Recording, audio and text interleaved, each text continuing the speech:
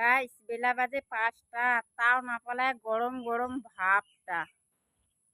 কতলা খড়ি দিছু শুকির আর গরমের জন্য না পাচ্ছ ঢুকির। কি যে করো, ঢুকাও না না ঢুকাও, এটা নলে তো ভিজিয়াই যাবে। যতই গরম হোক তাও তো খড়ি গিলে ঘর ঢুকাই খাবি। করে গেল রে, এত কয়েকে খড়িলে ঢুকাই করে গেল রে, ইয়ে খাড়াই হ্যাঁ থাকিসে নাকি দেখো। ঘর তো না নাই, ইয়ে পালান পাটারি না দিছে। ভগবান, মুখ পরের জন্মে বেটা সোয়া বানাবো, তাই মুইও অঙ্কের বাড়ি থেকে বেরিয়ে পেলাম। ভাত খায়া দাঁড়ি চড়ে লোকটার না কেমন কাণ্ড খান। ও খায়া দেয়া হ্যাঁ বেরিয়ে গেল। দুজনে মিলিয়ে খড়িলে আনি হয়, আনিয়া থুনি হয়। তোকেও গরম না গেছে, মোকেও না গরম না গেছে। হ্যাঁ ওই বেরিয়ে পেলালি, তার জন্যে কছ বেটা সোয়ালারে সুখ।